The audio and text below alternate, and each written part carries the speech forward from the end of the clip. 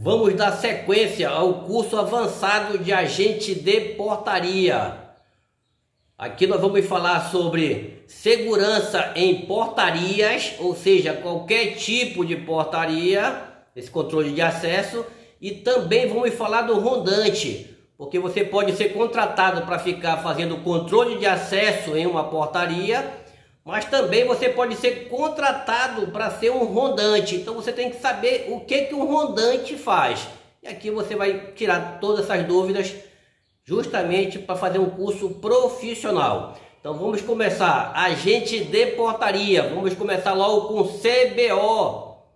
CBO, muitos profissionais não sabem nem o que significa. CBO é Classificação Brasileira de Ocupações. É um reconhecimento do Ministério do Trabalho e Emprego que reconhece o agente de portaria como profissional. E também é conhecido como Código Brasileiro de Ocupações. Por que código? Foi criado uma numeração, que é um código. Então, o agente de portaria é 5174. Esse é o código do agente de portaria. Quando perguntar para você que é um agente de portaria, qual é o seu CBO? 5174. Vamos falar sobre a descrição sumária desse trabalho. Zelam pela guarda do patrimônio, exerce a vigilância de fábricas, armazéns, residências, estacionamento, edifícios públicos e privados, entre outros estabelecimentos. Então, quando ele fala outros estabelecimentos, ele está dizendo que todos os estabelecimentos o agente de portaria pode atuar, seja ele no hospital, seja ele numa faculdade, seja ele numa clínica, seja no condomínio, seja no consultório, seja no clube, em qualquer lugar o agente de portaria está apto a fazer o controle de acesso e também trabalhar como rondante, percorrendo sistematicamente e inspecionando sua dependência para evitar incêndio. Então, o agente de portaria, dentro do curso dele, tem que ter a prevenção e combate a incêndio. Evitar incêndios, roubos, furtos, entrada de pessoas estranhas e outras anormalidades. Controla o fluxo de pessoas, identificando, orientando e encaminhando para os lugares desejados. É você que a gente portaria que encaminha os clientes, os visitantes para os locais desejados. Recebe hóspedes em hotéis, as escoltam pessoas e mercadorias e fazem manutenção simples no local de trabalho. Escoltar pessoas significa acompanhar pessoas. Vou contar uma história rápida para vocês aqui que aconteceu num hotel no Rio de Janeiro. Foi uma pessoa aqui da minha cidade, se hospedou lá para fazer um curso. Ela, no último dia do curso, ela retornou para esse hotel e tinha um cliente que estava na recepção pedindo que para visitar um outro colega que estava visitado, estava no apartamento X lá. A atendente, ela faz o trabalho do agente de portaria. Ela liga para lá, para o quarto, onde está hospedado esse cidadão que ele quer visitar, identifica ele e diz que está autorizado a entrada desse cidadão. Aí lá alguém estava no quarto lá, o visitado, ele autorizou a entrada do visitante. E aí ele foi sozinho, pegou o mesmo elevador, que é a cliente que já estava hospedada lá, pegou o mesmo elevador, viu que ela estava bêbada, porque era encerramento de curso, ela bebeu, viu que ela estava bêbada, e era para o mesmo andar que a cliente estava hospedada. O que aconteceu? Ele observou que a cliente estava bêbada, viu, olhou para trás, olhou para o lado, ele estava só ele e ela no mesmo andar. Quando ela entrou no quarto dela, ele entrou junto e estuprou essa mulher lá dentro. O hotel, ele teve uma perda muito grande, teve que pagar uma indenização para essa pessoa e ao mesmo tempo o hotel deu uma quebra no movimento. Por quê? Porque teve uma perda de imagem. É por isso que você tem que saber o que é prevenção de perda. Você está ali para prevenir perdas de vidas financeiras, materiais e a imagem do negócio. Então a imagem foi totalmente abalada nesse hotel. Então, se tivesse um agente escoltando o visitante, não precisa escoltar ela estava hospedada já. A gente escolta a visitante. Se tivesse um agente escoltando esse visitante, isso não tinha acontecido. Então a importância do rondante e de fazer a escolta dos visitantes. Fazer manutenção simples no local de trabalho é uma lâmpada que queimou, você pode fazer a troca, o seu rádio, a bateria, ela pifou, eles trouxeram uma nova, você pode fazer a troca, a antena do seu rádio você pode fazer, você mesmo fazer a troca.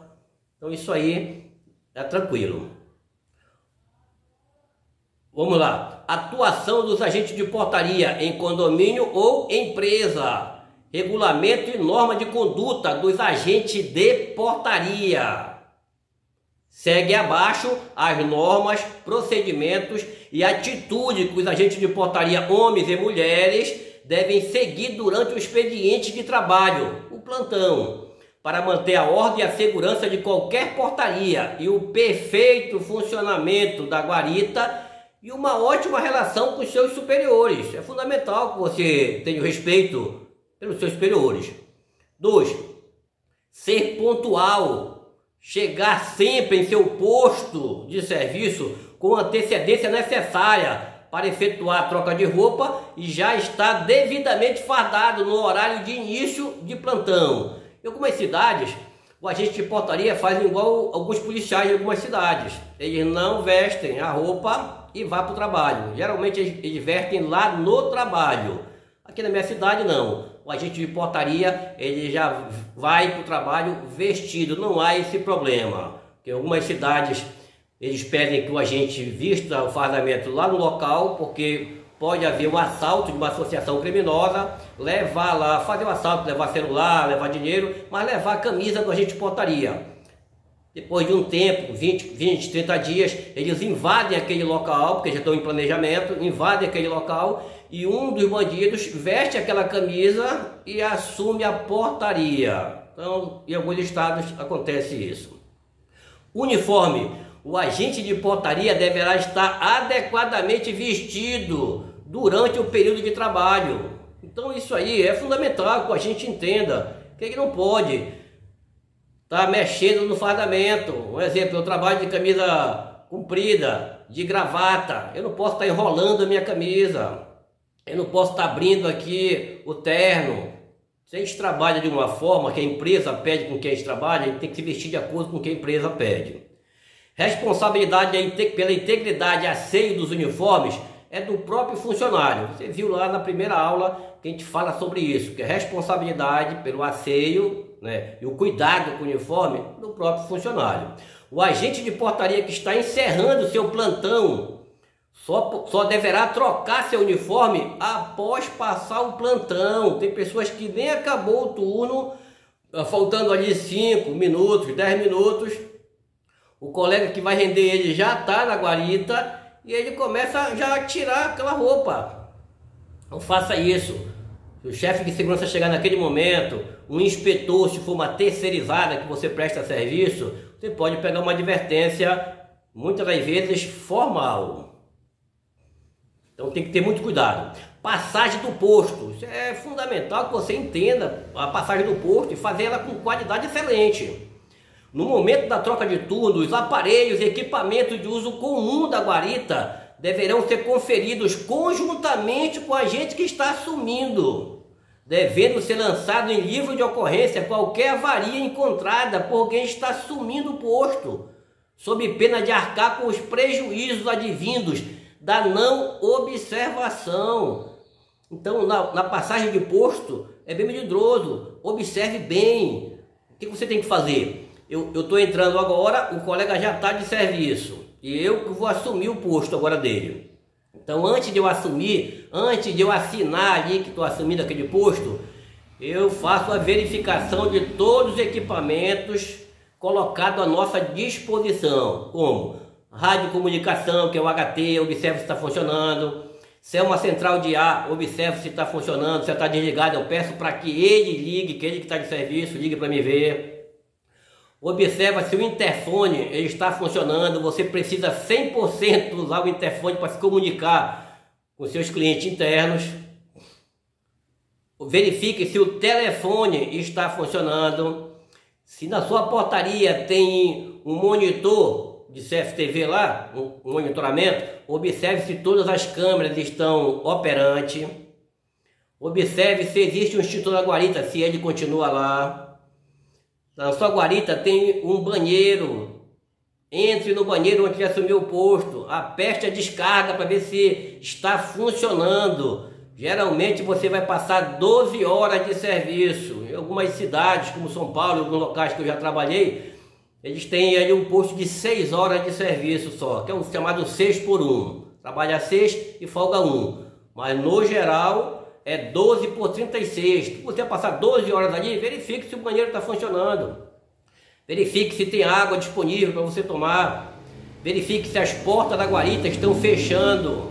Muitas vezes você chegou, estava aberta e você nem percebeu.